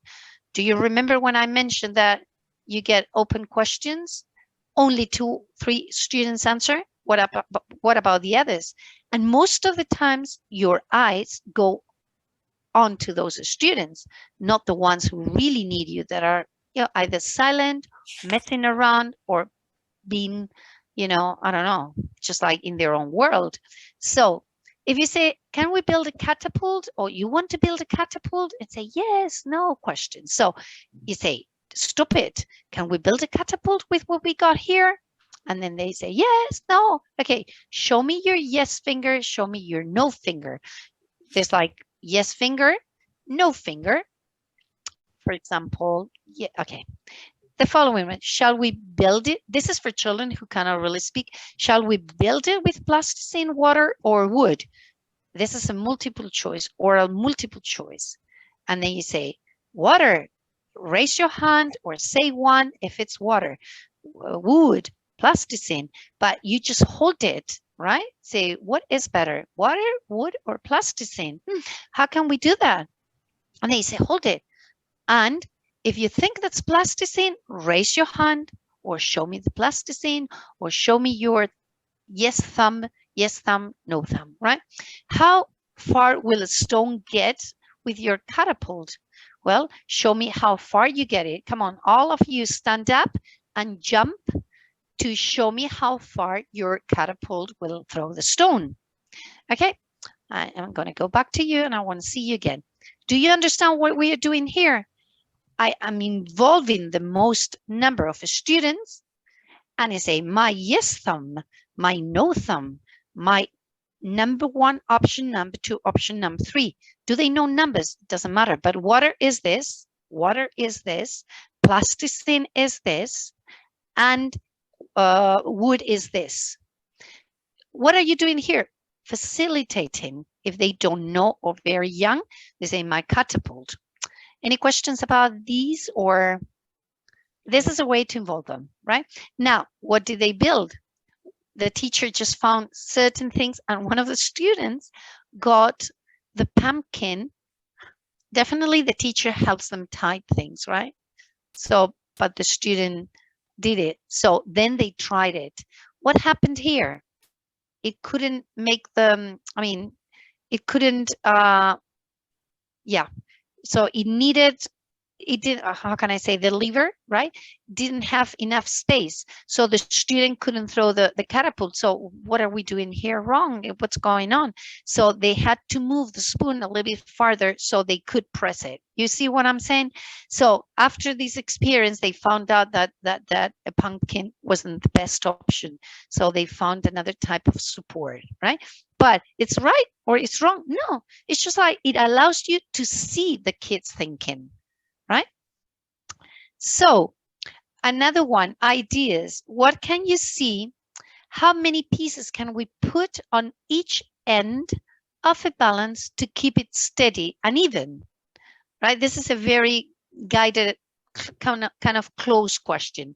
You know, show me the number of pieces that you will put with your fingers. on one side. 1, 2, 3, 4, 5. And on the other side, this is prior thinking. Is it easy to make? Yes, no. So here it goes, right? This is not done by students. This is a picture I found on the internet. But if you give them shapes, they can put 5, 6, 7, and they have to make them even, right? This is the beginning for weight. What happens now if I take one of the pieces? It goes the other way. Why? And then they would find, you know, even though you can get a kinesthetic activity, you tell them to stand on their legs and they say, now stand on one leg. Can you be the same position as if your both legs were on the floor? Or do you have to move something? Why? To keep the sense of balance alert. So you see what I'm saying? Yes? Okay. Now, how does your hand work? Why can we move it? Right? And you let them touch their hands, right? For example, I don't know if you know about this mini project, but I'm just going to stop. Right. I want to see you. You tell them, say, how's your hand? Look at that. Right. Right. You know, it's got hard pieces. Oh, it's got soft pieces. Look at how it moves. Oh, it seems that if I do that, something gets a little bit fatter, choppy here, right? How, imagine that, you know, I'm missing, well, I wouldn't talk about myself missing a hand, but you can talk about a doll missing a hand or something. What's the idea? What's the idea? What do you think children would do? What kind of project or what kind of materials? This has got to do with materials. What kind of materials would you provide with the student? Ideas? Chat? Plasticine, maybe. Plasticine, okay. That is an option. If you get plasticine, you say, okay, you know, that is the shape of the hand, but still kind of move along. You can move it from outside. Is there any other way that we can move a hand? More ideas. Wood stick. Wood sticks. How would you connect the wood sticks? Okay, I'm not going to go any further. Any ideas? Because I am going to show you another super nice STEAM project. They do that with 5 years old. Definitely, somebody's got to help them go, through the string. But if you do this with thicker or wider tubes, they will find the way. Sometimes they won't find the way, but it's not good or not. It's to know the level of detail that a kid can have. So I'm going to see you now. Super important. Haven't you ever wondered, this is a question to you, haven't you ever wondered that most of your life you spend your time telling them what they should do or what they should think about? And how much time do you devote to see what they got in their minds and how they are building knowledge? I would like you to put in your chat how, what's the, 2/3 of the time I spend telling. 1/3 of the time is to make them, to see how they think. So can you put in the chat and then we can share ideas. So, for example, most of the time is instructing. Most of the time is explaining. How is the percentage of time in your class that you observe what they think or make it favorable for them to think? Nope.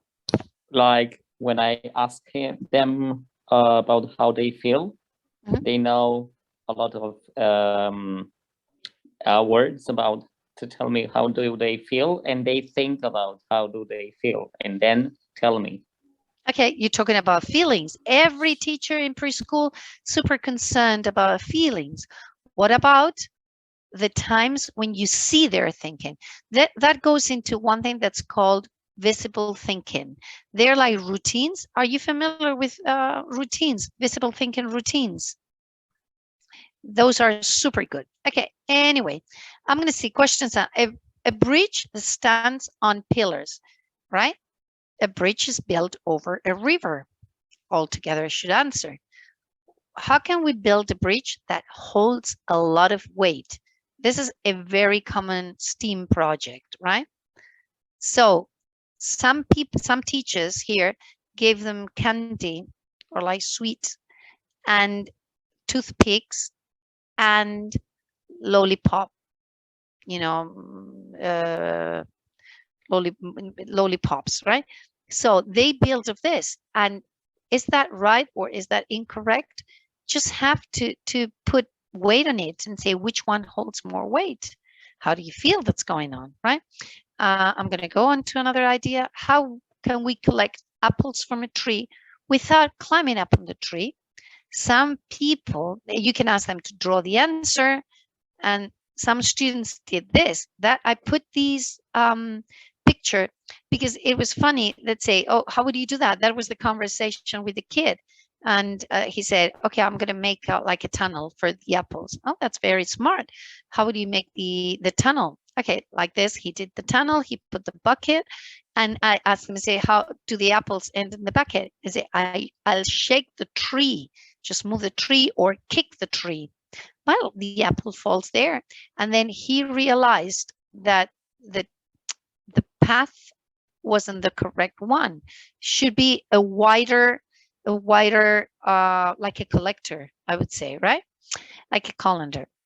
Then there's a bumpy road on my truck, and then you can give them cartons of eggs, and then you get the truck, and they say, so uncomfortable to go along this path. What can I do? And the teacher gave them a ruler. If you see the pencils and the brush, everything was just like to work on that. Now, how can we see the wind? I'm going to stop here. And to avoid answers like that, you say, mime the action. For example, let your creativity think of the wind. Think how it feels on your body, on your hair. You can smell it. So how can we see the wind? And then mime the action. Some of them would just do the wind. Others would move their hairs. Others move their, illustrate your answer. Draw how we can see the wind.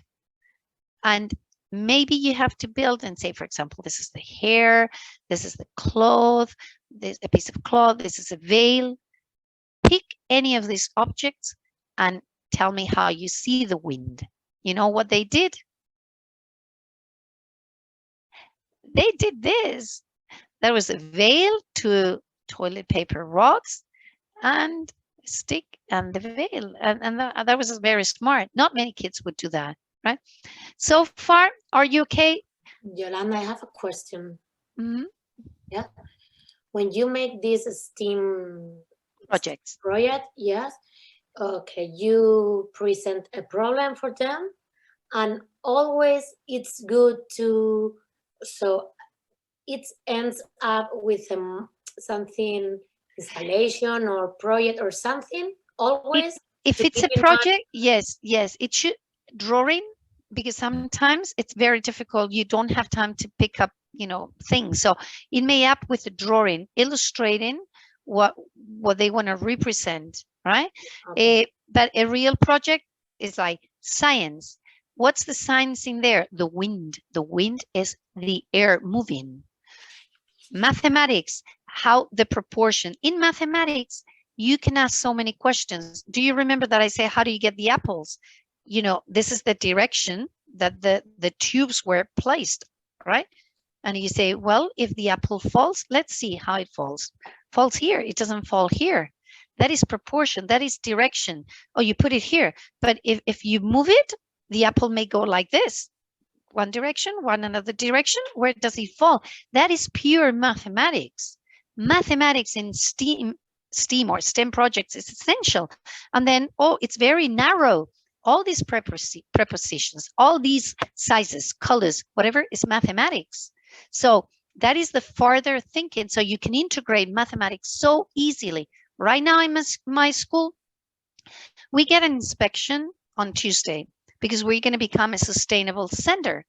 And one of the challenges that I've got is like showing that we integrate STEM projects, right? So my teachers say, but we do a lot of things and all that. So one of the things they do, we have a lot of trees around our school. So one beautiful activity that we do is like it's like the path of the trees, right? So when, you know, the teachers had their scientific mind and English mind, right? What does a science mind and okay, I'm going to walk around the trees, make them draw the leaves. Maybe now that it's autumn, we've got, you know, certain fruits like chestnuts and nuts. And that's what a teacher gets. How can you get a super smart and beyond an STEM teacher? You integrate mathematics. What was my mathematics? Make a map where you know, you've seen the trees. So you can make a map and then they say, this is the house and it's an empty map. Put a cross where your favorite trees have been. End of the story. The older, the more scaled and proportioned it could be done. That is so easy. For example, another thing we've put in the trees, on the trees, bird feeders. Can I tell you something super cool? Raise your hand if you have trees where your children can do something. Trees? Oh, you don't have trees. That's so sad.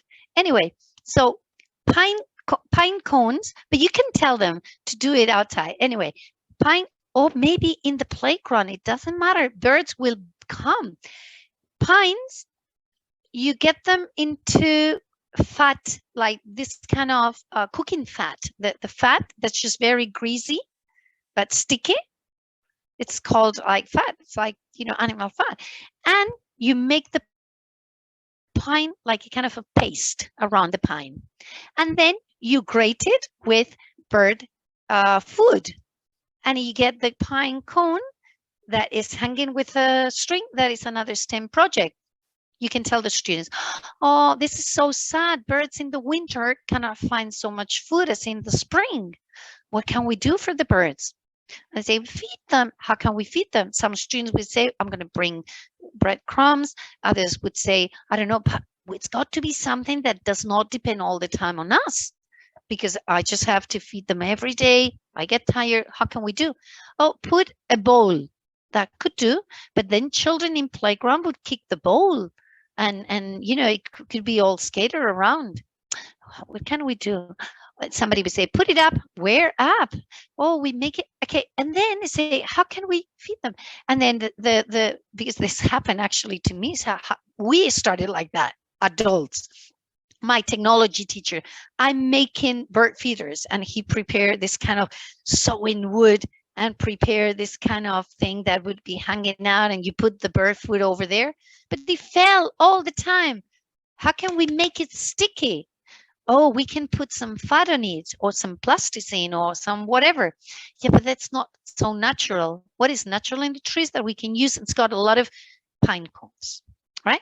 So you understand how STEM project works. So I am going, okay, are you tired of so many things? Can I sorry, I'm interested in that. Can you tell me which sticky thing are you talking about? Because I don't understand. It is fat. It is fat. It's fat. It's manteca. Okay. Manteca. Okay. But it's not like, because we thought about doing it. Well, the children say butter. Okay. Butter, yeah, but it's very expensive. So you keep on thinking and asking them questions. Okay. Do you want to see it? Do you want to? Can I show you? Yes. Because it's so cool. Let me show you. Okay. Wait, come on. Okay, wait. How can I just? Okay, here we go. Okay. So, sorry, because this was improvised. Okay. Sorry. No. I like it. I like to share it. Like, just hold on a second. I am going to. Okay, let me see. Enter. Okay, this is because I'm preparing my inspection. So, well, this is our chart. Let me see where the. Okay. Okay. Can you see that? Can you see it? You see the pine cones there? Yes, yes. So they're hanging from the trees, right? And if I go to another folder, sorry. Okay, wait a minute, because I got so many things. Oh no, wait. It'll take just a second. Okay, here we go. Okay, just.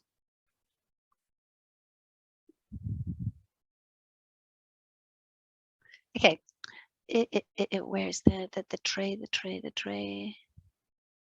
Where did I put it? Hold on a second. Okay, these are a lot of things. Okay, oh, it's not there.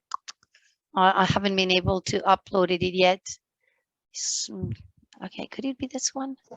No, that's big. Oh, this is another STEM project. It's like how birds, get their food, and what is the best beak for everything. I'm sorry, I cannot okay, actually. It's okay. I'm sorry, but I understand. I can actually. I'm gonna stop. Okay, I'm gonna go back to my thing.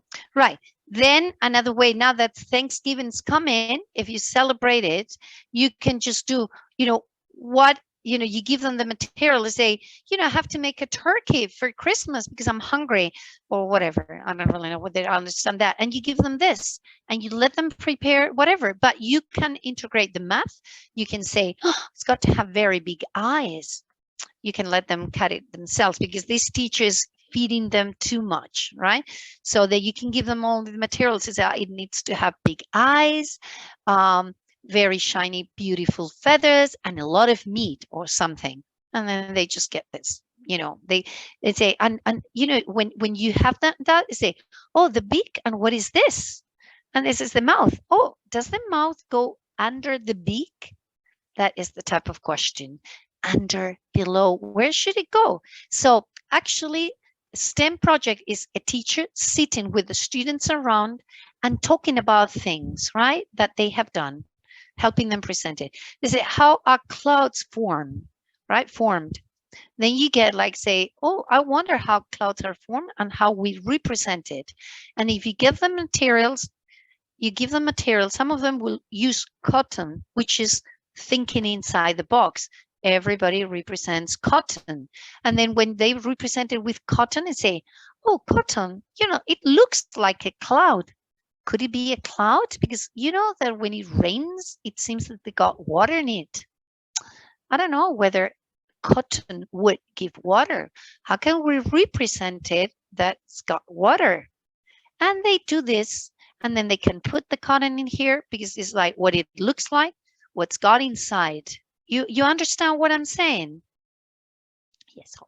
Now, how do animals stay warm during the winter? You can give them materials to say, what do you think they do during the winter? And then say they dig holes, they are in caves. Some of them, they put cardigans. That happens, right? They say, we put a cardigan. And the question after is like, oh, that would be a very good idea. If we could get, hold of the wolf, do you think a wolf would let you put a coat on or a cardigan on? And then this is how you make snow. To give it to the students, make a paste with baking soda and shave foam. If you mix it together, they can build their things, right? How can I make a shadow of a house? This is to study physics, light, and mathematics with angles. Believe it or not, they can do and measure the angle. It is impressive. How would you do that? I want to let you think. Okay, because you can think how you make a shadow of a house. I want to see your faces. How would you do it? Any ideas? Come on, more people participating. Oh, I've got the chat here.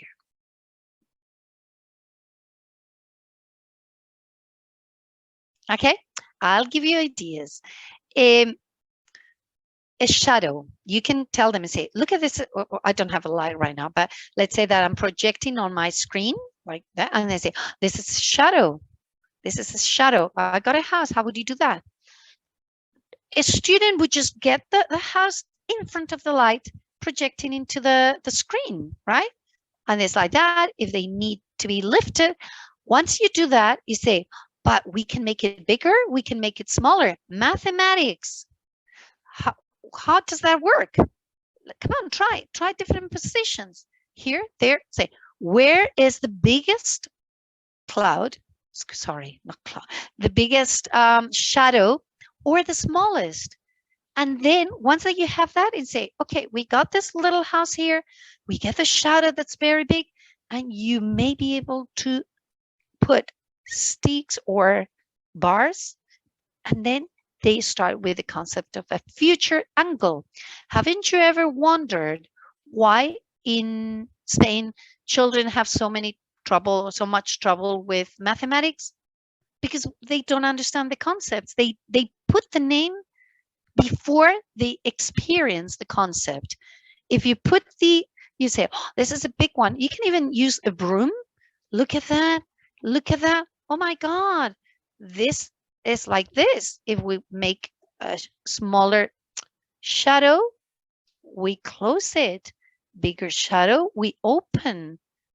That is the future angle. You can call it angle if you want, but the whole point is making sure that they start understanding that. So this is what some of them did. Right. They were playing with this. The teacher actually gave them a torch, and that was a lot of fun, right? How can we pull things up from up above? Because I am up here. This is very heavy. You can stand on it. It's very heavy. I don't want to. Oh, you can start with the problem. And actually, it will be true in my case.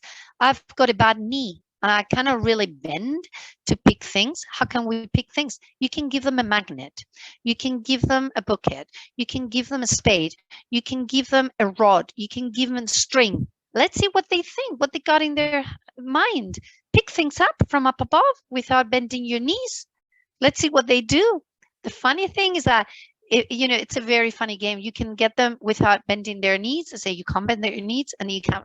Some of them just lie down, crawl, tide, get up, or something. It's just like funny. Anyway, this was just one of the things. They said they didn't do this, but this is another idea for STEM.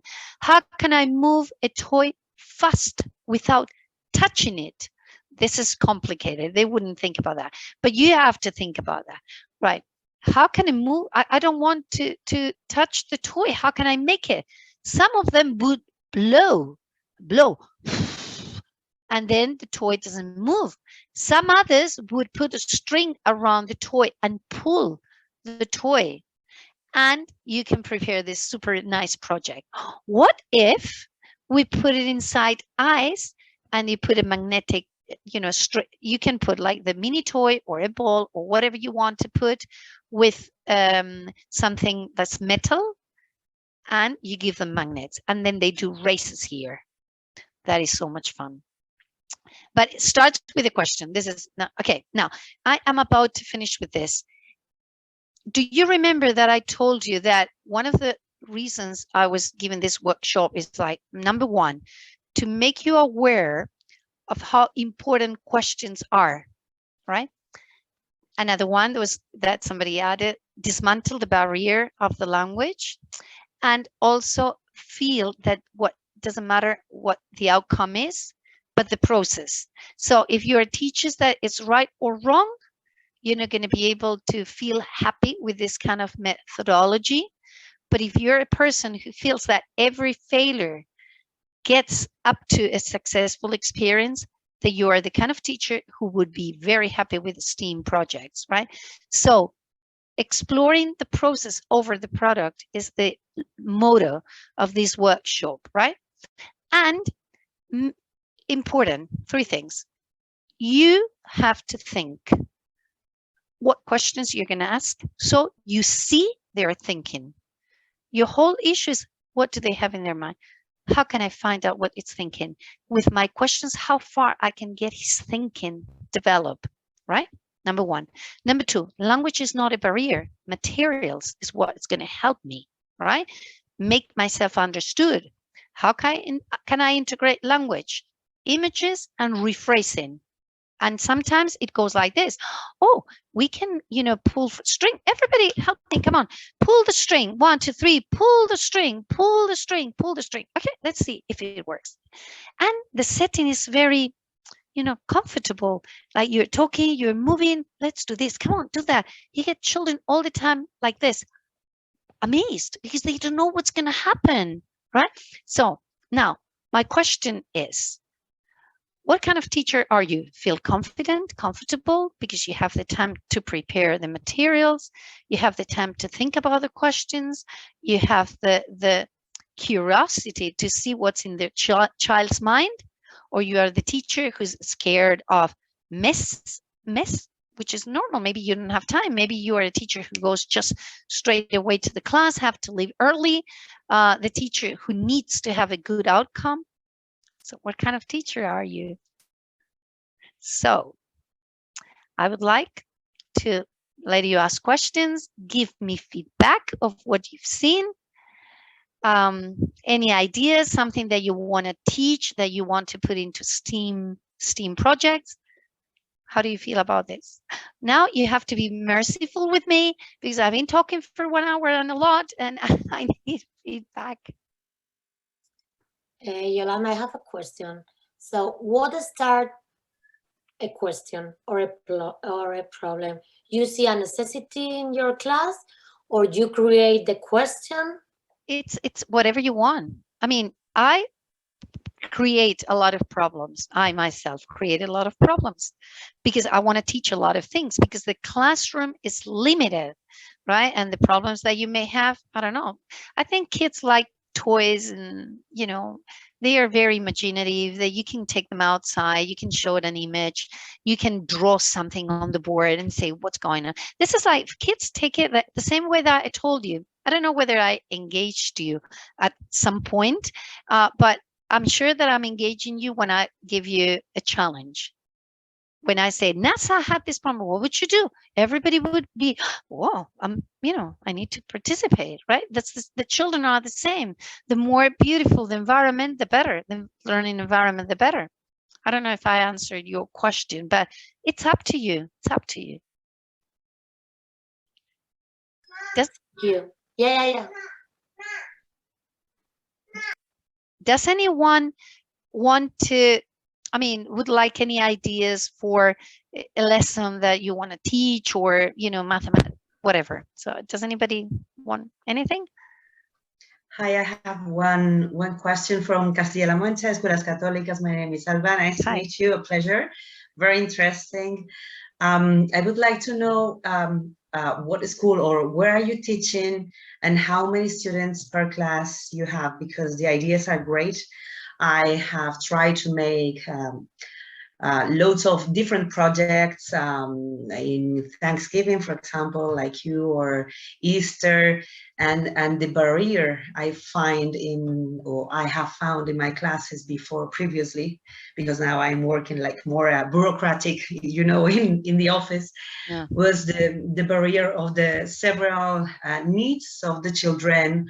And, you know, like the mainstream classes with loads of children, very noisy, and it's quite difficult. And I found myself on my own. So first you have the barrier of the language. You can speak and you can do several activities and move around and expressing how you say, you try to make them manipulate all. That's the only way that the infants can learn, you know, but it's quite difficult when you have like, well, right now in Castilla-La Mancha, we only have 25 children, but usually we used to have like 30 with several needs. And then you found yourself in a class trying to, with these great ideas, which are great. No, I know, but I understand exactly what you're saying. The first time. No, I mean, the craziest moment I ever had was like a class. Well, I'm not going to give you all the details, but I ended up filming them, showing them the film, the movie, to identify, what are you doing rolling over the floor? What are you doing hiding there? So somehow they seemed that it was funny. So I found a very, hold on a second. Okay, now I found a very good way to do it. They seem to, some of them really, the super weak students and very active, I found, I separated the class into two groups, right? One were watching something that was like, we work with one platform that's called Starfall. Starfall has got a very touchful activity and something that was very entertaining for them. So I had in front of the screen like 3, 4, 5 students who were the students who would not let me focus, all right? And I had the other ones. And when this one's finished or where that, I went to the other group, right? If you had the chance to do it in learning centers, that would be the fantastic setting, somebody helping you. But if you're alone and you have to say, okay, what are these people going to do?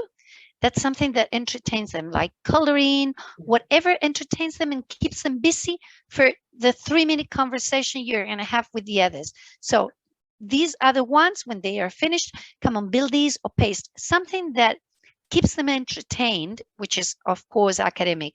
In my case was Start Fall. Some of the teachers here put them like the picky, they put picks and, you know, something, or cutting out or whatever, but you have your eyes, it's got to be one here and the other eye there. Obviously. But plasticine sometimes is very, you know, relaxing for the kids and whatever, or toys. You can even divide it into 2 independent centers and one that's your center, right? So they say here they're playing plasticine, here they're watching the screen, it's story, and I'm working with them, right? It depends on your children and whatever, but this is what I called a 3D teacher. What is a 3D teacher? 3 eyes, one for the upper level, one for the lower level, one for the intermediate level. And when you plan, part of the problem is that we plan linear. I have to do this and then I have to do that. You plan according to time. 5 minutes for this, 5 minutes for that. But you have to plan according to abilities. I do this while these are doing this and that. Following stage. They rotate. Yeah. I'm sorry, that's the only piece of advice that I can give you. And by the way, I work in Madrid in the north area. My school is Highlands, and we have 1,300 students, and preschool is around 20-25. Great. Thanks very much. No, thank you. Okay, it's 5:30. I'm more than happy to stay with people who want to stay. I would like, before you go, to write something in the chat who would help me, you know, do better next time. It's just like whether it's been too much time, not really controlled, or very persistent on things. Okay, well, I'm happy to stay. I'm going to stay. So if you want to be here, bye.